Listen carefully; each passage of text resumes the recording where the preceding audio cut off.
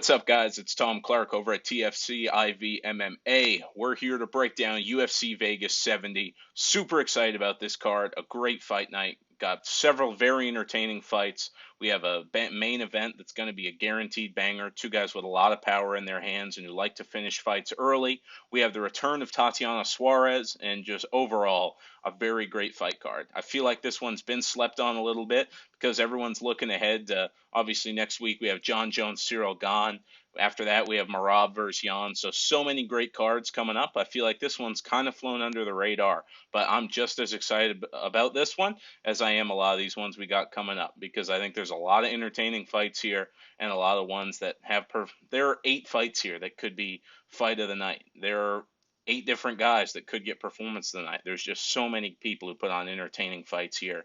So I'm really excited to get into it with you. So when I do these breakdowns, I look at UFC.com. On that, it shows Trevor Peek versus Eric Gonzalez being the first fight of the night. I was under the impression it was going to be higher up on the card, but we're just going to start with that one because that's what's showing on the website, and we'll get right into it. Trevor Peek coming in at a minus 220 versus Eric Gonzalez coming in at plus 175. Peek had an awesome performance on the Contender Series. He was getting beat up in the first round. I think we all can acknowledge that. But his cardio is phenomenal, and he kept that power going into the second round. Went through the adversity in the first and got the finish in the second. So a very impressive performance. And I think that's what makes him the favorite going into this one. I've met Trevor a couple times. My job used to sponsor him. He's from right around where I am. So he fought on our regional scene down here for a while. So very awesome guy. Has one of the best stories in the UFC. If you ever get a chance to listen to one of his interviews, please do it, because this guy came from a lot of adversity and is now in the UFC. And starting off the card, we're going Trevor Peek. And I'm also going to say, if you're going to bet him, go inside the distance. The guy's a finisher. The guy has so much power in his hands. Almost all of his fights have been first-round finishes. So let's go for Trevor Peek. Really rooting for him on this one. Then the next fight, we have Jose Johnson versus Garrett Armfield. Garrett Armfield, I believe, has had the one fight in the UFC. Jose Johnson, I believe, is making his debut. Armfield comes in at about a minus 164. Johnson coming in about a plus 140. We're going to go with Armfield on this one. I like his story. He's a very active guy on social media. I see a lot of his stuff. And he's a very talented fighter as well. Bantamweight's a very loaded division, so even these fights where they're not ranked or anything like that are always going to be good, just because the skill level to even get into the UFC as a bantamweight needed is going to be a lot. And these guys both have it, so I'm excited to see how this one goes. But we're going Garrett Armfield at minus 164. Then we go Haley Cowan versus Aylan Perez. I know I probably mispronounced that one. This fight's one of the first pick'em of the fights. Cowan's a minus 120. Perez comes back at even money. And I think it's going to be good, guys. It's very evenly matched, as the odds say. It's a women's bantamweight bout, so hopefully we can get some entertainment out of this one. Hopefully they put on a show. But I'm going to go with the underdog on this one. We are going Aylan Perez at even money. Let's do it. Lock it in. After that, we go to the always entertaining Rafael Alves versus, I'm probably going to botch this name, but Nurullo Aliev. Aliev comes in as the favorite at minus 185, with Alves coming in at the slight underdog at plus 150. I believe Aliev's making his debut to the UFC. Alves has, of course, had a couple fights. He fought Drew Dober. Who's the other guy who just recently retired? Just fought Arman Saryukian. His name's I can't think of his name right now, but he fought him as well. So he is Magulov, Damir Ismagulov. He fought Damir Ismagulov as well. So Alves has had a real tough strength of schedule, but I do think he bounces back in this one. And at dog money at plus 150, you got to go Rafael Alves on this one. Lightweight bout, and with Alves in it, it's going to be entertaining. This is one of those ones I said, guys, we've already had between this and the Peak fight. Both of those guys could put on fight of the night. Both those guys could put on performance of the night. So just a stacked card. The next fight is actually one that I am picking to be fight of the night. We have Ode Osborne versus Charles Johnson. This is one of those fights where it's very rare that a backup fight is actually better than the original. And it's crazy when it happens twice. The day that this fight was made, Charles Johnson stepped in to fight Ode Osborne. Mateusz Gamrot also stepped in for Dan Hooker to fight Jalen Turner. So both of those I end up being better fights, in my opinion. And this one has fight of the night written all over it. Both of these guys are flyweights with power in their hands and who like to stand and trade. Charles has fought some grapplers, but he hasn't been able to use his stand-up as much, but he is coming off a very impressive knockout over Jimmy Flick last month on the first card of the year. He comes in as a slight favorite, minus 165. Odd makers really like Johnson, only because if you look at the people he's lost to, I mean, in the last 5 years, the only people to beat Charles Johnson were Muhammad Mokaev, who I think all of us are very high on as a prospect, and then Brandon Royval back in 2018, so 5 years ago at this point. So I can see why Johnson's the favorite, even though he is the one coming in on short notice. And at minus 165, give me Charles Johnson. I really love Ode Osborne. I love him on social media, very active, he's always communicating with fans and stuff like that. But I got to go Charles Johnson on this one. But another close fight, odds wise. When we have a card like this where so many fights are under minus 200 on it's awesome because all these fights could really go either way. So it's nice.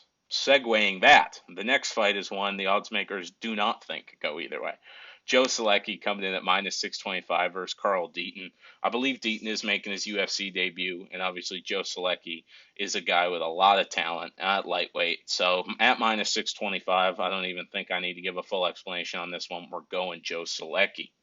But we keep it in the lightweight division. For the next fight, we have Victor Martinez versus Jordan Levitt. Jordan Levitt, of course, coming off the loss against Paddy Pimblett, but before that had some very impressive wins.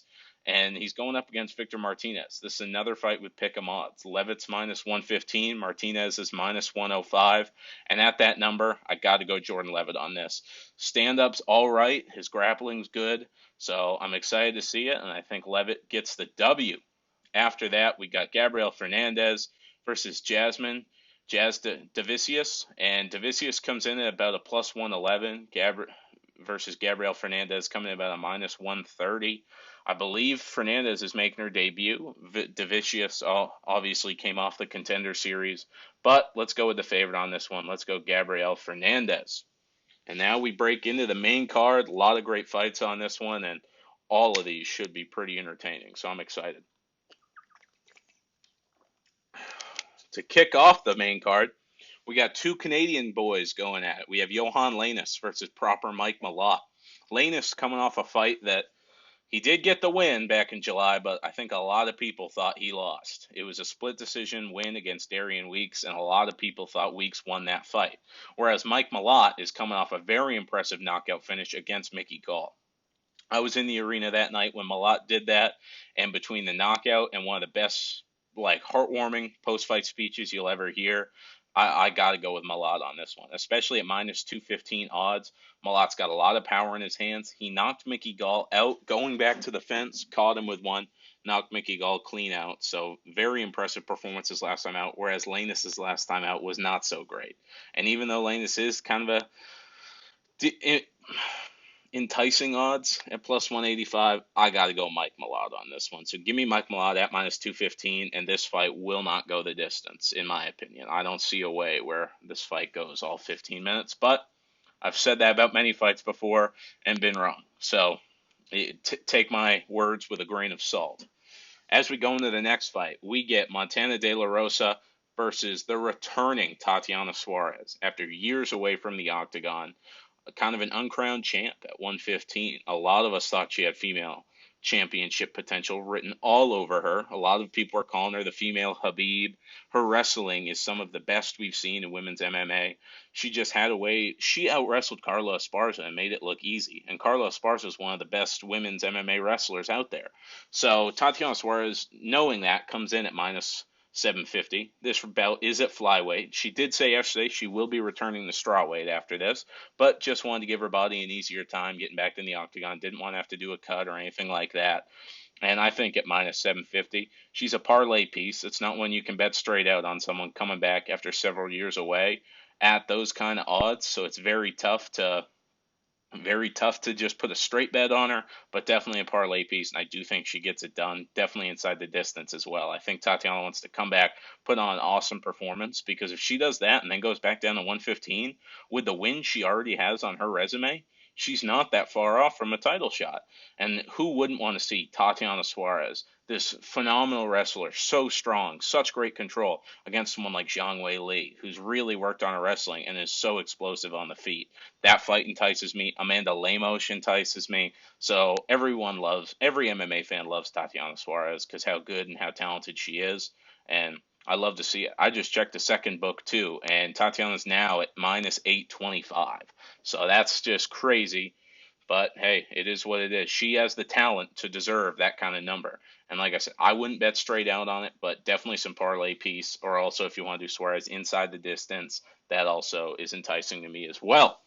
As we go from that fight, we go to the heavyweight. We have Augusto Sakai versus Don'Tale Mayes. Obviously, Augusto Sakai came into the UFC kind of guns blazing, getting some wins. He has been on quite the downslope as of late, though. I think 4 straight losses. And Don'Tale Mayes coming off a loss that was overturned to a no contest because the Egyptian guy, I forget his name, his opponent, did pop for steroids recently. But Sakai comes in at a slight favorite at minus 125 on my book with Mayes at plus 105. And with Don'Tale Mayes, he has all the physical attributes. With this fight, to me, it really just depends on which Don'Tale Mayes shows up. If the Don'Tale Mayes that fought Josh Parisian shows up, he probably wins. If the Don'Tale Mayes that showed up his last fight shows up, I don't know if he wins. Augusto Sakai is a very good striker, but he's he's been knocked out a couple times now. So at plus money, at plus 105, plus 120 on some books, give me Don'Tale Mayes, but this is a fight I'm not really too enticed for betting wise at all. Co-main event though is a fight that I think entices all of us MMA fans on this one. We got Brendan Allen, a guy who's been around for a while at such a young age, going up against number 11, Andre Muniz. Muniz coming in about a minus, I believe Muniz was even a minus 230 on some books, and Allen was coming in about a plus 185. And for those odds, give me Brendan Allen at plus 185. I do think his stand-up's better, but Muniz's grappling is just so dominant. I find it tough to pick on this one because I am really so torn. I think the odds on this should be pick 'em, in my opinion. But with Brendan Allen at plus 185, give me Brendan Allen. And that's all I got to say about that one, guys. He's got a lot of tools. He's had some very impressive victories. He has had some pretty notable defeats against guys like Sean Strickland, but that was a loss that's aged very well. People didn't know how good Sean was at that point. Another loss against Chris Curtis, but that's another win that's aged very well. A lot of people did not know how good Chris Curtis was at that point. So very enticed by that fight, very torn on it, but at plus 185, you got to go Brennan Allen, in my opinion.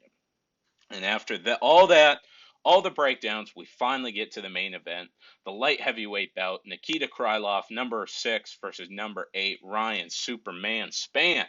Ryan obviously trains at Fortis MMA, teammate of Steven Peterson, who I had the honor of interviewing earlier on this week. Nikita Krylov, the Ukrainian, who came off, I believe his last performance was the knockout of Alexander Gustafsson. The fight before that, he was caught in a triangle by Paul Craig. Obviously, Ryan Spann coming off a very impressive win over Iwan Kutalaba and a fight against Dominic Reyes where he put Dom out early. That was one where I got a lot of hate in that fight for picking Ryan Spann. Everyone said, no, this is a step down. Dom's going to find his feet. I said, Ryan Spann has some pop in those hands. He's got a slick guillotine, sorry. But I don't know. I thought he would get it done against Reyes, and he did. And I think at plus 145 odds, you got to hammer Ryan Spann this week. I know people are going to say, the chin's been questionable, the cardio's been questionable.